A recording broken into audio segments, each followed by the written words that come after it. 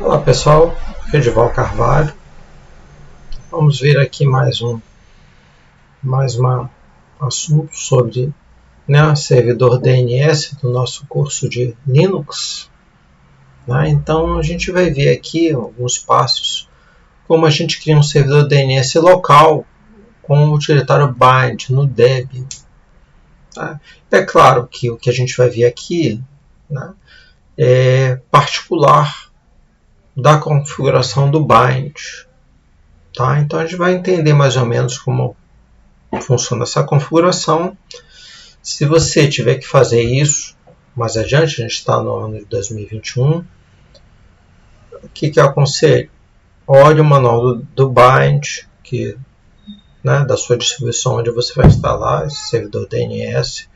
Olhe com cuidado, veja os exemplos, mas só para a gente ter uma ideia de como a gente configura o servidor DNS aqui. Tá bom? A ideia não é a gente decorar, mas a gente saber mais os conceitos.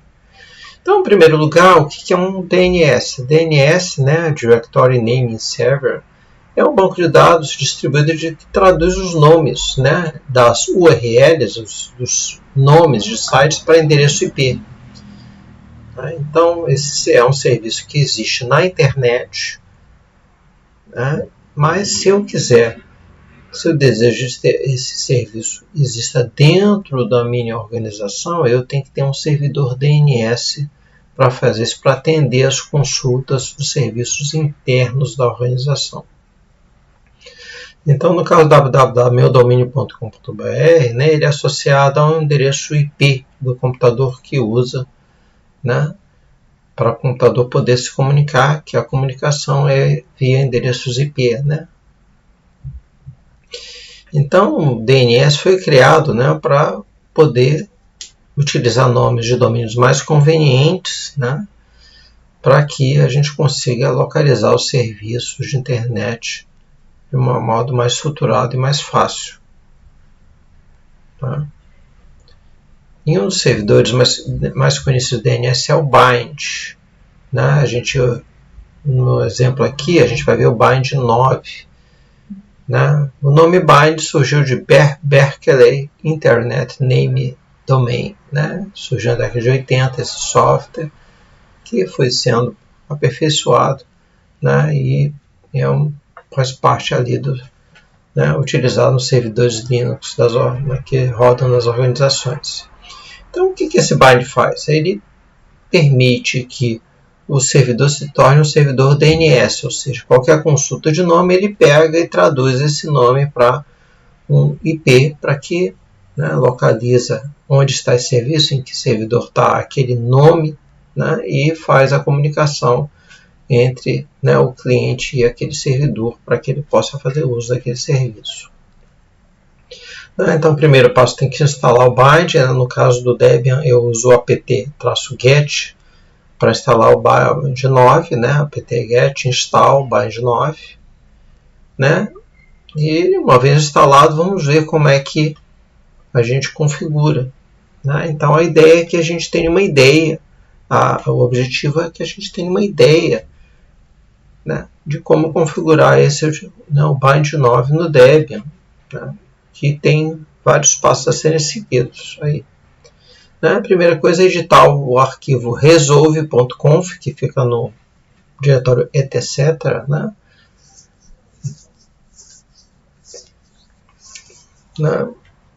Esse arquivo lista os endereços IP dos servidores de nomes. Então, no caso aí, o servidor de nome, eu coloco esse endereço IP aqui, ou seja, o servidor de nome ele tem que ser localizado para que ele consiga gerenciar e informar os clientes onde estão aqueles nomes de sites internos da organização. E agora tem que ser pelo VI ou Nano ou qualquer outro editor de texto, no diretório etc bind, vamos editar o arquivo namedconf.local. Dentro desse arquivo, nós definimos as zonas, que é o nome da URL grande, né? Eu defino que é um tipo master, né? Que essa zona ela está descrita no arquivo db.meudomínio.com.br, ou seja, eu tenho db na frente. E também tem uma outra zona, que é esse 254.68, que é a zona ARPA, ou seja, é a zona de resolução reversa. Também é do tipo master e ela está descrita no arquivo db254. Então, dentro do servidor de nomes, eu tenho aí, né, o named.conf.local, as zonas e os arquivos específicos de cada zona para descrever a sua estrutura interna. Então, né, dentro de cada arquivo db. Né, o nome da zona, né, ele vai definir, né, como a estrutura dela interna. Né, então tem que criar esses arquivos, né, db para, né, que configuram cada zona. Né, existe um arquivo chamado db local, que já vem pré-instalado no Bind 9, que é um modelo, né, de db para a zona. Então eu dou um touch no db que eu desejo criar, né, eu crio ele vazio e depois dou um cat, que é o concatenate, que redireciona a saída do db local para esse arquivo novo db.meudomínio.com.br. Então eu já tenho um padrãozinho de arquivo db para definir, né, a configuração daquela zona. Então vamos dar uma olhadinha como deve ficar esse db.meudomínio.com.br ou o nome interno lá, que seja aquele site na intranet da organização. Né? Então tem vários comentários, né? Bind, zone, não sei do que. Então tem aqui, né, vários comandos aqui, tá vendo? TLL 3D, Bussoa, né? Aqui, né, Start of Authority, a gente vai estar descrito o que é cada um deles. E temos aqui alguns valores, aqui, ó, valor de sincronismo do servidor principal, 8H, o tempo que o servidor aguarda entre as atualizações são 8 horas, 2 horas que o tempo que o servidor aguarda em caso de falha do master, né, ele assumir se for um servidor secundário. 4W são weeks, tempo máximo de expiração das informações do servidor secundário. 1D, um dia, tempo mínimo de expiração. Né? Né? Esse comando aqui, né, inet é o endereço do servidor de nomes. MX, né, esse endereço do servidor de e-mail primário. Tá? Temos também aqui os serviços, né? NS, FTP, SMTP e MAP, né? Temos o endereço, né? O endereço do gateway, né? Então vamos ver cada um dessas informações que ficam descrevendo cada uma das zonas, né, que estão disponíveis na intranet da organização em questão. Né? Então tem algumas coisas de formatação aqui, né, tab, as linhas INSOA e até IMX tem que estar centralizadas aqui, tá vendo? Né? Cadê o MX aqui? Aqui, ó. Não está centralizado, hein? Fica a dica aí. Né? Tem que estar justificadas. Não, você tem comentários, você coloca o ponto e vírgula e, né? E ó, à direita você coloca os comentários. Bem aconselhável você comentar bem. São poucas linhas, mas tem que estar bem especificadas, né? Para não haver confusão. Você configura isso só uma vez. Né? Então nada como fazer um trabalho bem documentado, né? Para que, né, qualquer problema você localize rapidamente ou qualquer colega seu localize rapidamente o que está acontecendo e consiga fazer as ações corretivas. Lembrando que você pode estar de férias e pode surgir um erro, né? Nada pior do que você interromper suas férias para consertar um erro.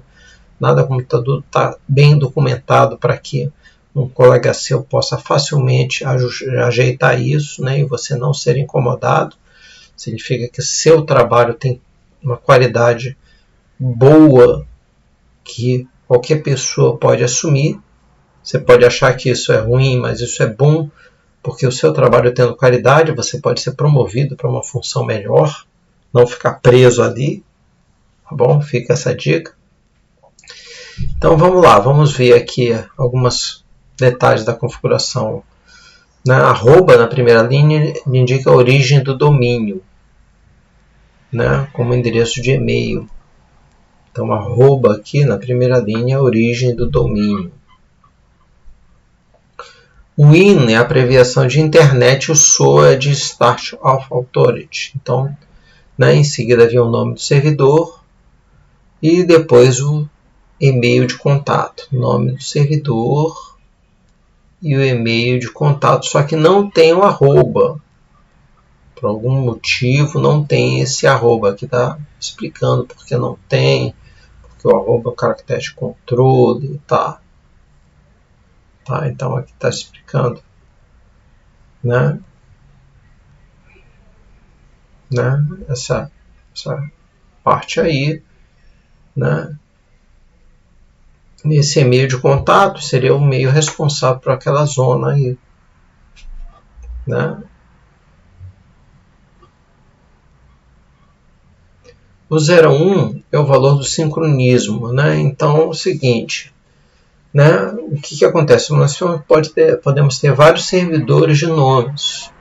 Então tem o servidor master que redireciona, né, para a zona, pode redirecionar as resoluções de nomes para outros servidores. Só que ele pode cair. Então,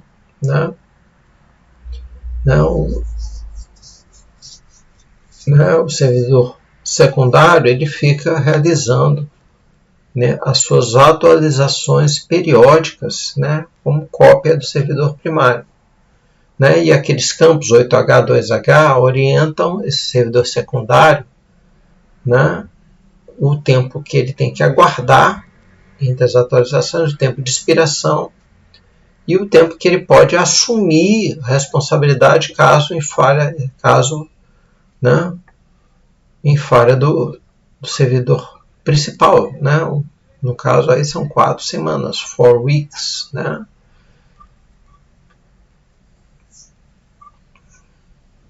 Então essa parte aqui está comentado no script, né? Na parte de, né, comportamento do servidor secundário, né, em relação ao master, né, de sincronismo, né, ele assumir, né, de inspiração das informações do servidor secundário, caso você tenha um. Né, o tempo mínimo de expiração é 1 dia, ou seja, o servidor secundário ele tem 1 dia aí, né?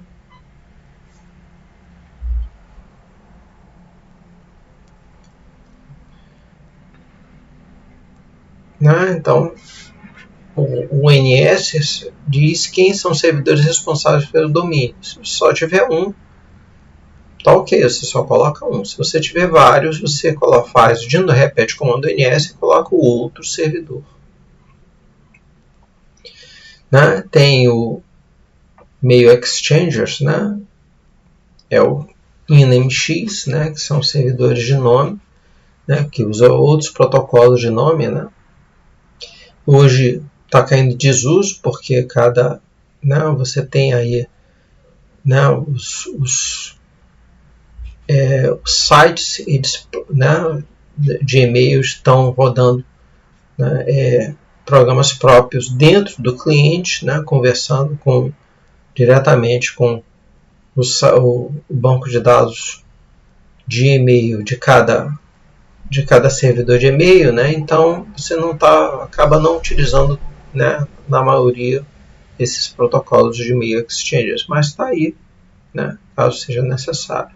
Também tem outros serviços como FTP, né, que você cadastra aí, né, no caso é o mesmo servidor, é o mesmo IP, né, a gente chama de subdomínios, né, www, FTP, SMTP. Né? Caso você, o usuário digite FTP meu domínio, ele vai concatenar aqui, né, com o domínio em questão. No caso aí, nosso exemplo é meudomínio.com.br, ele vai concatenar com o serviço desejado aí naquela zona. Né? E aqui tem que criar também o DB reverso para uma zona de DB reverso, né, para o ARPA. Né? Então também tem essas configurações. Dentro desse arquivo DB, né, ele tem lá essas informações de DB reverso. Né? Tá vendo? Também tem as suas configurações aqui.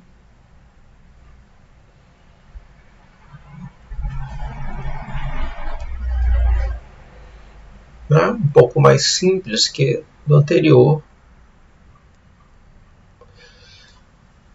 Outro conceito que tem são os Access Control Lists. Né? Então, são listas de endereços IP associados a nomes.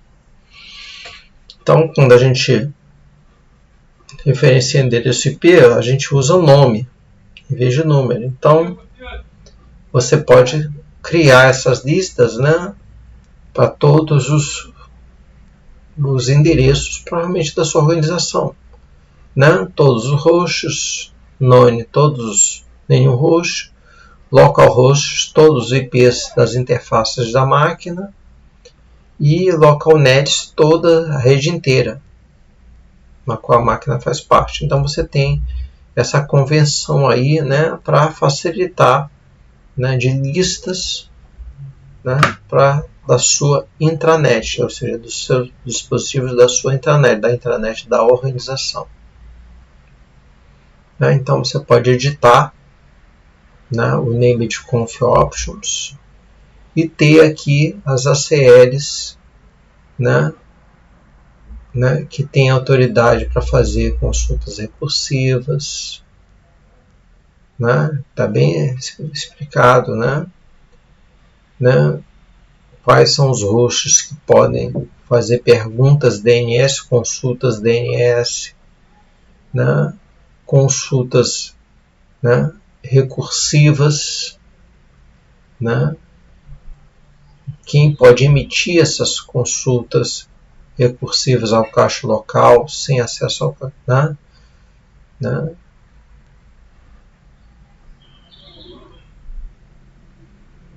Quais são os servidores que recebem as transferências de zona, ou seja, quem pode transferir, né? Quem responde, está dizendo que IPv4 e IPv6, está aberto, né? Quem pode ouvir, o listener, quem pode buscar informações, né? Qualquer um pode buscar informações, mas nem todo mundo está autorizado a rodar todos os serviços aí. Né? E também tem a parte de log. Né? Então, no arquivo named.conf tem que ter esse trecho aqui que configura os logs lá, né, das consultas negadas. Aí. Então, lembrando, o log ele cresce com o tempo. Né? E a ideia é que você esvazie o log de tempo em tempo, né? De modo a não ocupar muito espaço na máquina. Apesar de hoje o disco não, né, ser barato, você consegue ter muita informação. Mal bem, algum dia você vai ter que controlar, né, os arquivos de log, ou faz backup, ou simplesmente descarta os logs muito antigos. Né? Você guarda os últimos 3 meses de log. Né? Ou faz backup e remove da máquina. Né? Então tem que criar o diretório de log, né? Tem que dar um ch1 ou chmod para que todos os processos tenham acesso. Uma vez todas as configurações feitas, você reinicia o bind 9, dá um restart, tá vendo? Né? E aí, uma vez, né, subiu o serviço de DNS, você pode dar um ping que ele vai te dizer, ó, já está ativo. Tá? Então a ideia, né, um servidor DNS interno é muito útil, né, para a organização, porque você pode ter serviços na sua empresa, né, particulares da sua organização que estejam disponíveis para os membros da organização.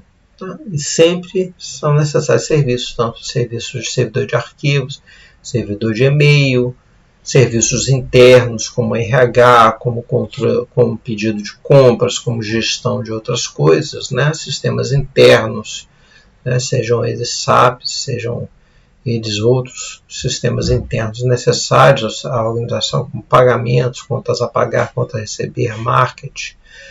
Então, esses sistemas são necessários, né, e devem ser localizados por meio do DNS interno, né, no caso do Debian Bind 9.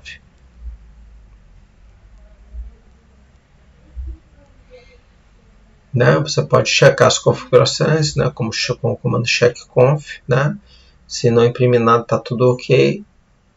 Né, pode checar também as zonas, né, que dá algumas informações.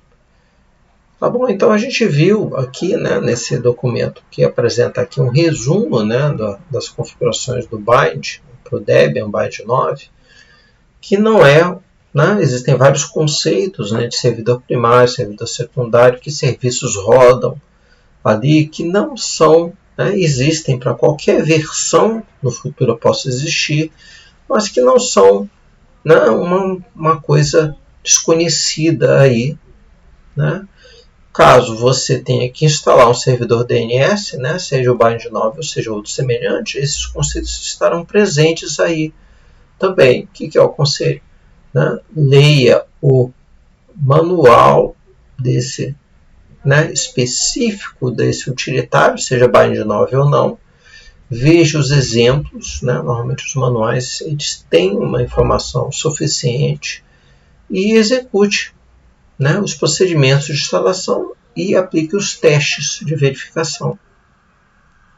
Né? Tem uma outra máquina na rede para aplicar as consultas e fazer os testes para ver se os serviços, né, de servidores de nomes ficam realmente disponíveis e os nomes são resolvidos, transformados para endereços IP. Aplicando esses testes, né, você valida toda a configuração e permite que, né, o servidor de nomes possa ser utilizado na organização. Né? Tudo isso tem etapas a serem feitas, não é em meia hora que se faz isso. Né? Demora talvez aí alguns dias. Né? Você instala do zero um servidor de nome, você vai ter que aplicar testes, vai ver desempenho. Né? Será um teste de funcionamento. Após você ver que funciona bem para um computador, você vai ter que fazer o teste de estresse, né? Que significa, né, 10, 20 usuários tentando consultar um tal serviço e ver se esse serviço é localizado na intranet da organização. Né? É o teste de estresse. Então o servidor ele tem que ter uma capacidade de processamento mínima, né? Ou os servidores primários e secundários para resolver os nomes. Né, para você dar com aquela tarefa como finalizada e podem usar. Tá bom? Então não é um processo que se faz em meia hora instalar um servidor DNS. Se pesquisa, se testa várias vezes. Tá? Mas não é uma coisa totalmente desconhecida, como a gente viu aqui. Né? Tendo manual, tendo exemplos ali, né, tanto dessa pequena documento quanto de outros, dá para se montar isso, testar, tá? Mesmo que você nunca tenha feito isso, dá para se fazer, testar e colocar no ar, né? Mas só vai demorar mais tempo, né? Porque já que é a primeira vez, vai ter que se testar com bem mais cuidado esse serviço para que ele fique disponível e não haja impactos, né, na organização. As pessoas tenham que usar e não consigo usar. Em primeiro lugar é não aceitar prazos esdrúxulos de meia hora, 15 minutos, uma hora. Se você não tem nem o servidor instalado, Né? Primeiro tem que ter um servidor rodando ali para depois você instalar, para depois você configurar, para depois você testar individualmente via acesso um cliente, depois você fazer o teste de estresse. Aí já falei pelo menos umas 5 ou 6 etapas a serem cumpridas. Se cada etapa demorar 2 horas, coloque aí 2 dias de trabalho. Tá bom? Não aceite prazos irreais para fazer isso, né? A partir de gente que não conhece nada e diz: se você faz em meia hora que você é bom. Não, né? É a mesma coisa que dizer que 9 mulheres fazem um filho em um mês. Não, as coisas têm que ser testadas com cuidado. Tá bom? Fica a dica para vocês. Tá bom? Muito obrigado, gente. Tchau, tchau.